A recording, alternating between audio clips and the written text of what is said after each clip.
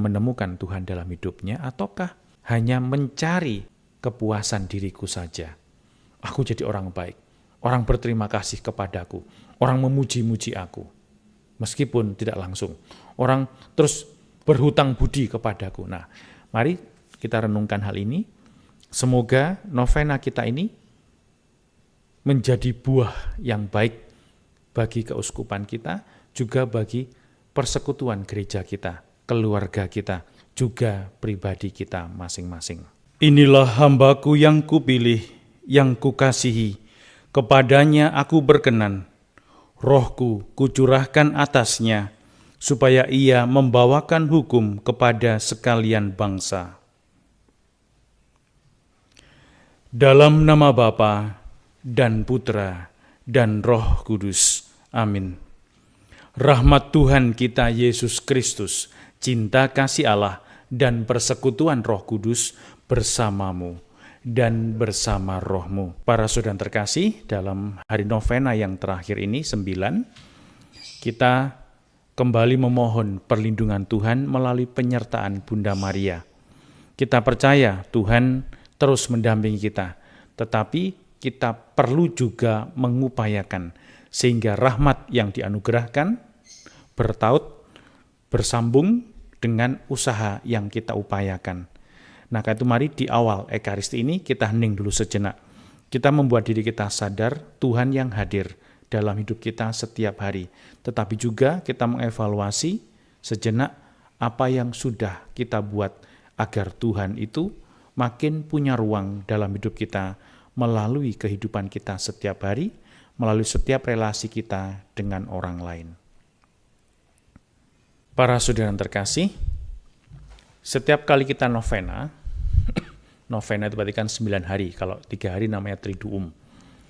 Kalau kita novena berarti kita berkomitmen, bernazar atau berjanji bahwa selama 9 hari saya berjanji untuk menyediakan waktu secara khusus, kalau kita sebut momen doa, itu untuk Tuhan, untuk semua yang Dia kehendaki, untuk agar hidup kita itu di tengah-tengah segala persoalan, kita itu mengutamakan Tuhan.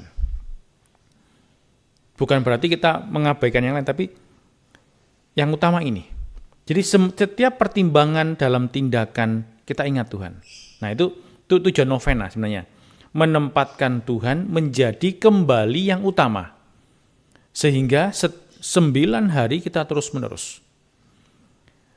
Terus-menerus, ya, tapi tidak terlalu kaku dalam arti, ini bukan sedang menabung, tetapi kita melatih diri kita. Sehingga yang utama bukan keinginan kita, permohonan kita, tetapi apakah selama 9 hari ini, aku terus belajar menempatkan Tuhan sebagai yang utama. Kalau aku mau marah kepada anak, apakah aku ingat Tuhan? Kalau aku mau memberitahu kesalahan orang lain, apakah aku ingat bagaimana Yesus itu bersikap terhadap orang yang bersalah? Ini menjadi tujuan dan utama dari novena. Bagaimana kita belajar melatih. Nah, dampak yang diharapkan adalah setelah 9 hari, kita tidak berhenti. Cara kita untuk bersikap, cara kita mengoreksi orang lain, cara kita untuk berbicara, cara kita menyapa orang, itu dilanjutkan. Supaya kita terus belajar untuk, iya ya, aku ingat Tuhan terus. Maka kemarin kita renungkan, kita sudah berbuat baik. Oh ya, aku sudah berbuat baik. Dikoreksi dulu, dievaluasi. Apakah perbuatan baikku itu membantu orang ini untuk lebih mengalami Tuhan? Sama seperti kalau ada bencana. Semua kirim mie instan. Loh, tunggu dulu. Ini perbuatan baik ini. Tapi apakah sesuai dengan yang dibutuhkan? Apakah perbuatan baikku itu membantu dia untuk lebih mengalami Tuhan, lebih punya pengharapan, lebih beriman, lebih bisa menghayati imannya setiap hari? Penghayatan iman itu artinya apa? kejadian, kita ngalami sesuatu, wah sepeda motor kecelakaan, druet, kakinya patah. Duh Tuhan, kok begini ya? Duh Tuhan, anakku cuma satu, kakinya kok patah Tuhan. Beriman tuh bukan berarti terus mohon, bukan. Tapi ya Tuhan, coba ajari aku untuk belajar menerima apa yang tak alami ini, sehingga aku tetap punya harapan, tetap beriman kepadamu. Apa hubungannya anakku yang kecelakaan, yang cuma tunggal kecelakaan ini, dengan imanku yang kuharapkan setiap hari, yang kudoakan setiap hari, yang belajar ku percayai. Maka hari ini kita belajar oleh Yesus, dikatakan oleh ini jarang kita renungkan. Yesus dengan keras, Yesus melarang mereka memberitahukan siapakah Dia. Maka perbuatan baik, jika demi perbuatan baik, kerap itu justru tidak sampai pada tujuannya. Tapi kalau perbuatan baik dalam rangka menghadirkan Tuhan, memberi orang itu harapan baru, maka kita perlu mengevaluasi ini. Maka Yesus tadi itu mengatakan satu hal yang penting untuk kita untuk di hari terakhir ini adalah menahan diri. Menahan diri untuk terus berbuat baik. Loh, kalau gitu nggak perlu berbuat baik, bukan. Tetapi menahan diri untuk mengevaluasi apakah yang saya buat ini sungguh-sungguh benar, sungguh-sungguh baik. Apa itu sungguh-sungguh baik? Berarti dia bisa membantu orang itu menemukan Tuhan.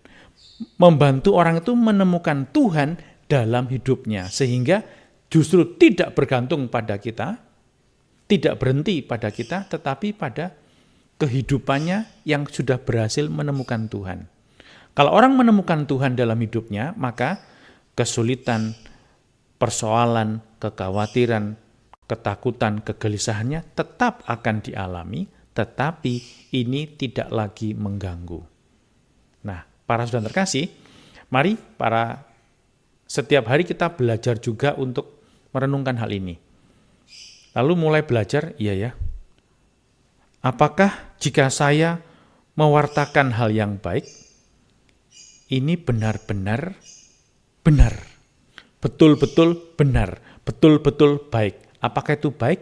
Jika membantu orang itu punya ruang yang semakin luas untuk hidup orang lain lagi. Ini seperti getok tular. Kalau saya punya ruang yang semakin luas dari hidup saya memberikan hidup saya pada orang lain. Kalau orang lain itu kita bimbing, kita dampingi, untuk supaya punya ruang, bukan supaya jadi baik saja, tapi punya ruang yang semakin luas bagi Tuhan, maka dia pun tergerak untuk hidup mendampingi orang lain lagi. Maka segala persoalan hidup kita tidak akan mengganggu hidup kita untuk menemukan Tuhan. Kalau orang menemukan Tuhan, dia punya tongkat. Dia punya kekuatan meskipun lututnya sudah sakit untuk berjalan.